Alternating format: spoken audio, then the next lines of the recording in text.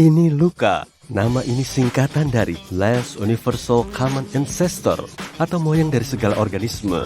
Ini bakteri dan nggak ada yang tahu bentuk persisnya kayak apa. Tapi setidaknya genetika membantu kita menemukannya. Semua makhluk hidup punya kode genetiknya sendiri. Bayangin ini sebagai buku. Cuma 4 huruf yang tertulis dalam buku ini. A, T, C, dan G. 4 huruf ini menghasilkan 64 kata. Masing-masing terdiri dari 3 huruf. Dan urutan kata-kata ini adalah kode genetik. Aku, kamu, kaktus di ambang jendelamu, laba-laba di dinding, anjing yang di luar itu. Ya, kita semua kerabat, sebab gen kita ditulis dengan bahasa yang sama. Misalnya, teks dalam buku kode manusia dan simpanse cuma berbeda 1%. Luca hidup 4,5 miliar tahun sebelum kamu menonton video ini. Bakteri ini adalah benih dan pohon kehidupan di bumi telah tumbuh dari benih itu. Ini bukan yang pertama, tapi semuanya berawal dari sini. Planet ini telah berubah. Awalnya cuma ada lautan, lalu muncul tanah kering. Gunung-gunung berdiri dan roboh. Kemarau diikuti oleh zaman es. Kehidupan di atasnya berubah bersama planet ini. Pada awalnya, organisme bersel tunggal muncul, tapi miliaran tahun kemudian, hidup menjadi jauh lebih kompleks. Kelihatanlah ya, 600 juta tahun lalu, permukaan bumi mirip kayak di film sci-fi terkenal. Kehidupan baru ada di laut. Dan dalam bentuk hewan-hewan misterius dengan rentang ukuran dari sekecil korek api sampai sebesar hiu modern. Bentuk hewan-hewan ini mirip daun, selimut hidup, pita kain, atau kantong berisi jeli. Letusan Kambrium terjadi 540 juta tahun lalu. Spesies tumbuh lebih bervariasi. Banyak di antaranya yang sekarang punya kepala dan ekor, dan itu membantu mereka bergerak dalam air. Nenek moyang ikan, amfibi, lobster air tawar, serangga, dan laba-laba modern muncul. Makhluk-makhluk ini masih mirip monster dari film horor. Semua kehidupan terpusat di air, tapi itu nggak lama. 500 juta tahun lalu, tumbuhan muncul di darat. Amfibi pun beralih ke darat. Ilmuwan percaya, amfibi pertama adalah Varioscorpio venator, nenek moyang dari semua kalajengking modern. Meski kedengarannya aneh, biji-bijian baru muncul 350 tahun lalu. Sebelum itu, semua tumbuhan enggak berbiji. Sedang bunga baru menyegarkan pandangan mata 220 juta tahun kemudian. Lalu datanglah makhluk favorit banyak orang. Dinosaurus memasuki tahap evolusi 240 juta tahun lalu. Baik itu pemakan daging dan tumbuhan, hidup di darat dan di udara, besar dan kecil. Dinosaurus menguasai planet ini selama jutaan tahun. Tapi dalam bayang-bayang kadal raksasa, muncullah hewan-hewan aneh. Hewan-hewan ini tertutup bulu dan menyusui anak-anaknya. Mereka adalah mamalia pertama yang menyerupai musang, tikus, dan kucing modern sekaligus. Kemungkinan besar, mereka adalah hewan malam yang hidup di pohon-pohon. 66 juta tahun lalu, dinosaurus punah. Tapi burung tetap ada. Ya, burung adalah keturunan dinosaurus. Dan 10 juta tahun kemudian, primata pertama datang. Lemur purba mungkin keturunan langsungnya. Melesat ke 5 juta tahun lalu, primata mirip manusia telah mendiami Afrika. Hewan-hewan liar bukan satu-satunya masalah mereka sekarang. Iklim menjadi lebih dingin. Makanan langka dan bersembunyi di pohon jadi makin sulit. Hawa dingin adalah masalah universal saat itu. Gletser-gletser besar muncul di planet ini, menyerap banyak sekali air. Rimba berubah menjadi sabana. Hominid awal beradaptasi untuk bertahan dalam lingkungan baru.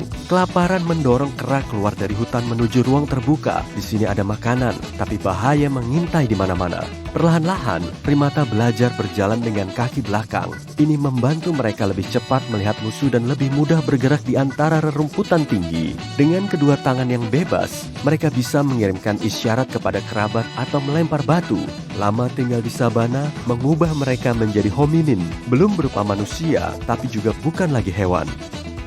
Primata yang enggak meninggalkan rimba menjadi nenek moyang simpanse. Itu sebabnya kita mirip banget sama mereka. Evolusi manusia bukanlah lini masa sederhana. Bayangkan sebuah acara dengan lusinan musim yang tayang secara paralel, tapi saling tumpang tindih. Tiap musim mengisahkan cerita hominid tertentu. Para ilmuwan sepakat untuk menamakan hewan itu primata. Sederhananya, manusia, kamu, aku, orang tua, dan teman-temanmu. Homo sapiens. Dan cuma kita satu-satunya spesies jenis ini. Tapi masalahnya, seluruh episode acara itu hilang dan sebagian adegan penting telah dipotong dari alurnya. 2,4 juta tahun lalu, sebagian hominin berevolusi menjadi manusia yang pertama.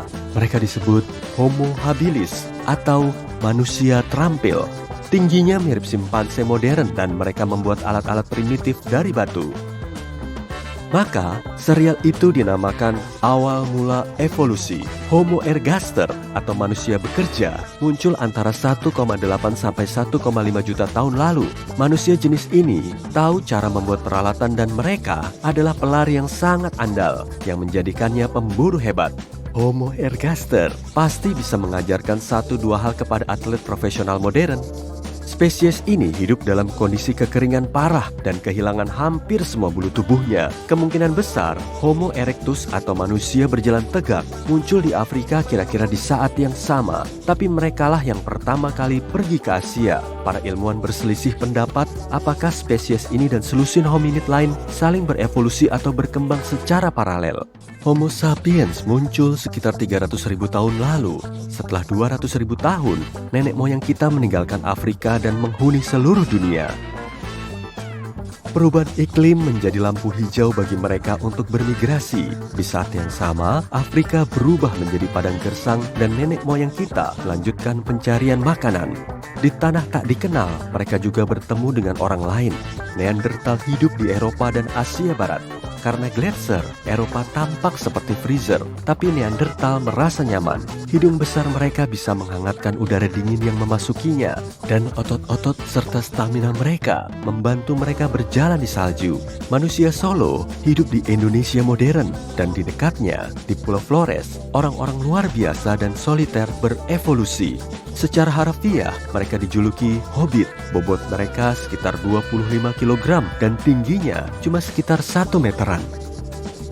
Tapi nggak kayak kawannya yang suka duduk di dekat perapian dan suka ketenangan. Manusia sebenarnya ini adalah para pemburu sejati. Pada tahun 2010, arkeolog menggali Gua Denisova, Siberia. Di sini para ilmuwan menemukan sebagian jari milik hominid yang belum dikenal sains. Mereka menamakannya Denisovan. Tapi 1000 tahun sejak masa Denisovan, semua homo kecuali Homo sapiens telah punah. Kita bukan yang terkuat atau tercepat, tapi komunikasi sangat membantu. Homo sapiens berbicara, merencanakan masa depan, dan saling bertukar ide. Otak manusia pertama gak beda dengan otak kita, tapi kemampuan kognitif kita berbeda.